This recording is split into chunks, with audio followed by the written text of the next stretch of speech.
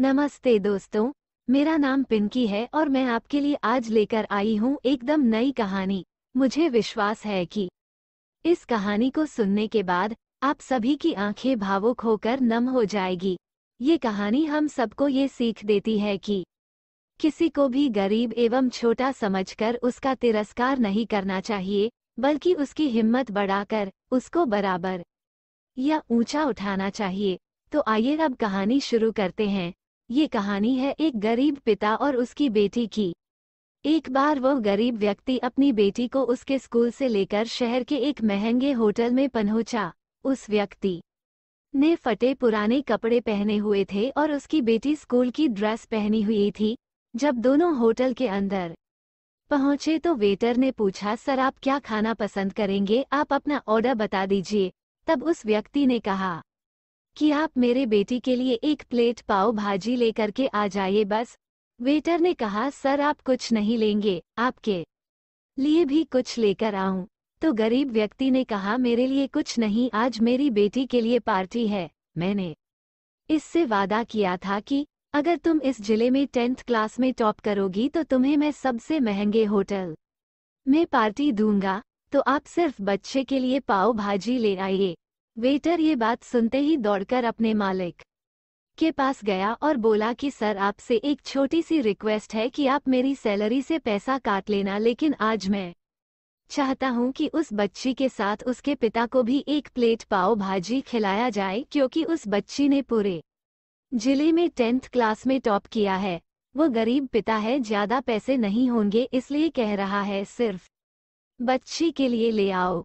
Hotel के मालिक ने जब ये बात सुनी तो मुस्कुराते हुए बोला, तुम उसके पिता के लिए भी पाव भाजी लेकर जाओ और उसके पैसे मत लेना। 4-5 पाव भाजी पैक करवा कर ले जाओ और 2-3 किलो मिठाई भी लेकर जाओ और उनसे कहना ये पार्टी होटल की तरफ से है, आप ये मिठाई ले जाइए और जश्न मनाइए। जब वेटर 2 प्लेट पाव भाजी लेकर गया तो वो व्यक्ति चौंक गया और बोला, मैंने तो एक ही मंगाई थी, मेरे पास पैसे नहीं है। वेटर बोला, अरे सर शर्मिंदा मत कीजिए, ये पार्टी होटल की तरफ से है, आपकी बेटी हमारी भी बेटी है और उसने टॉप किया है। ये मिठाइयाँ लेकर जाइए और जश्न मनाइए। पिता और बेटी खुश हो गए और चले गए। कई साल बीत गए। उस गरीब पिता की लड़की अब यूपीएससी की तैयारी करके कलेक्टर बन चुकी थी और इत्तेफाक से उसी शहर में उसकी पोस्टिंग हुई थी। उस लड़की ने उस होटल में सूचना पहुंचा दी कि मैं उस होटल में लंच करने के लिए आ रही हूँ। होटल के मालिक ने जब ये सुना तो होटल को पूरी तरह से सजवा दिया। गांव में ये बात पूरी तरह से फैल गई और कस्बे के सभी लोग उन्हें देखने के लिए आने लगे। कलेक्टर अपने पिता के साथ उस होटल में पहुंची। कलेक्टर ने होटल के मालिक से कहा कि शायद आप मुझे पहचाने नहीं, हम वही पिता पुत्री है जो कि हमारे 10th क्लास टॉप करने पर आपने हमें पार्टी दी थी। हम वही पिता पुत्री आज फिर से आए हैं और आज पार्टी हम देंगे आपको, आपके पूरे स्टाफ को और पूरे गांव को, क्योंकि आपने गरीबी का सम्मान किया है। आपने उस दिन जो पार्टी दी थी, मुझे बताया कि मुझे कितनी और ऊंचाई तक पहुंचना है, कितनी और बड़ी मंजिल को छूना है।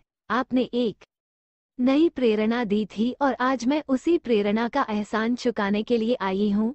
वो मैडम ये सब कहते जा रही थी और आंखों से आंसू बहाती जा रही थी।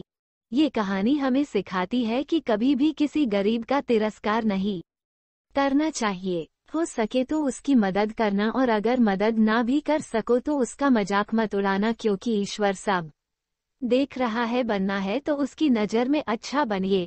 जहाँ भी रहिए कर दिखाइए कुछ ऐसा कि दुनिया आपके जैसा बनने के लिए बेताब हो जाए।